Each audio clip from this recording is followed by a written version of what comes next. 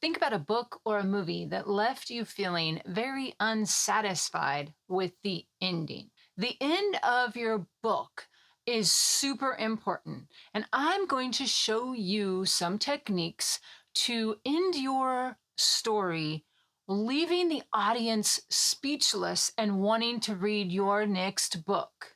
The beginning of the book has a job. Its job is to hook the reader and keep them turning the pages. The end of the book has a job too. It has to reward the reader for the investment of time, energy, emotion that the reader put into this story. If you leave the reader with a satisfaction for the story, then they will want to read another book by you.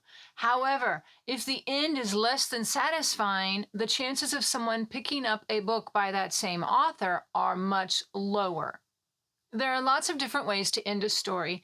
I'm going to talk about four very popular ways to end a story. And the first one is happily ever after. We've all read fairy tales as children and even as adults. Who doesn't love a good fairy tale where the ending is everybody gets their happiness, the protagonist gets to live that happy life, and the evil bad guy gets to pay for his crimes. And it is one of the safest ways to end a story. Everybody loves a happily ever after. The next one is the cliffhanger. So the cliffhanger is great for a series of books. You want to make sure that you tie up some of the loose ends in the story. And then usually with a cliffhanger, there is something at the end that is getting ready that you have to buy the next book to find out what happens. Cliffhangers are great for series, but if it's a standalone novel, I do not recommend writing an ending that's a cliffhanger because people want to know how the story ends. The next one is the twist. So this one is often used with a mystery or something where you're trying to figure out what's happening, because with a twist, you end the story where the reader didn't see that coming. They thought something was going to happen, and then at the very end, the author twists it up and catches the reader by surprise. And that's often reason why, well, the whodunit is using a twist ending. And the last one I'm going to talk about is called a closed circle. And what this means is that you have a scene at the beginning of the story or towards the beginning of the book, and at the end you mirror that same scene but showcase how the protagonist has grown or changed. An example of this would be if you start the opening scene with a school bullying incident in the locker room and how the protagonist doesn't fare too well in this scenario. And then at the end of the book, after the protagonist has done a lot of growth, you can mirror that scene where the protagonist is in the locker room again and facing being bullying and is able to change the outcome because of the events of the story. This type of an ending is very popular with the readers. It is very well liked. And it's a good one to use if you're wanting to show the change in a character from the beginning to the end. I'm going to give you some examples from books that I've read about how the authors ended these books. And so the first one is Arena by Karen Hancock. Now, in this book, we have the main character of Callie, and she goes on this adventure. And I actually did a book review video of Arena, and you can check that out. I'll put that in the comments. It's one of my all-time favorite books, and it has a great ending. The end of this book, after Callie goes through this series of adventures and she meets the love of her life, they end up towards the end, they get separated. And at the end of the book, the ending is great because the end of the book, the two of them meet up in the real world, and it doesn't tell you everything that happens, but there is an implication that they get their happily ever after. It's a very satisfying ending.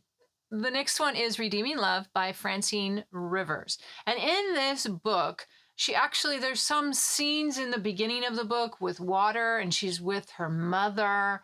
And at one point, she throws her necklace into the water. So it's a little water scene. And then at the end of Redeeming Love, we've got water again. I don't want to spoil it, but she gets her happily ever after. And there's also some mirroring happening because they're around the pond. It is a great example of a very satisfying ending, as well as the mirroring, the happily ever after. It's a great book. And my last example is Hunger Games, which if you watch any of the videos on our channel very much, you'll learn that I like to use Hunger Games as an example. In Hunger Games, Katniss Everdeen towards the beginning of the book, says she never wants to have children. And at the end of the trilogy, we get to see her and Peeta with their children, and it goes full circle. It gives her a happily ever after. It's a very satisfying ending, and you really want your reader to end the book being very satisfied with how the book ended. I would love to hear from you in the comments what some of your favorite endings and some of your least favorite endings of books and stories are. Throw that in the comment, and I would love to hear from you. I have 6 tips for you on how to choose how you're going to end your story. And the first tip is keep your reader in mind.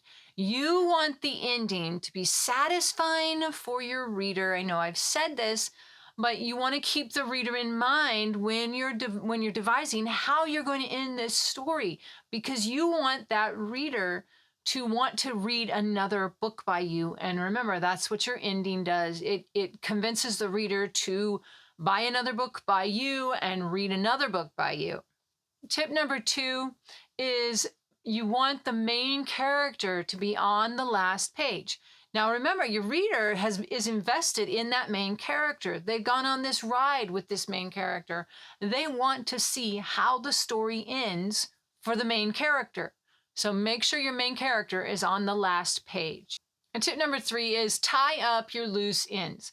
If you have loose ends within the story that you don't tie up, your readers are going to pick up on that. They are going to be irritated by it. And you may even get comments or questions about those loose ends. So you want to make sure that those loose ends all throughout the story are tied up by the end. Tip number 4 is decide if you want to leave the end of the book with a closed ending or an open ending. Now, if it's a standalone novel, you want a closed ending. You want to have conclusion, completion, resolution to all the loose ends. You want it to be a nice, tight package because it's one book. However, if you are writing a trilogy or a series of books, then you may want to look at doing an open-ended ending so that the end of your book ties in and feeds the next book. And number 5 is keep the end in mind while you're writing. So one of the things you can do is if you have the story in mind, you can decide, this is how I want it to end. This is what I think I want it to end like. And as you're writing the story, if you have that end in mind, you can weave your way to the end that you have in mind. Number 6, if you've written your story and you're just struggling with how to end it, you don't know how to end it, you're not sure what to do, what I would encourage you to do is brainstorm the ending.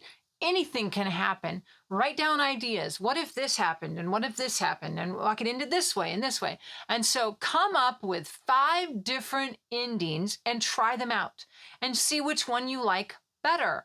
And that way you can end the story by testing it out. The ending of your story is just as important as the first line. Mickey Spillane says that the first chapter sells the book, and the last chapter sells the next book. So let's all write really good endings to our stories and sell the next book. Thanks for watching. I'll catch you in the next video.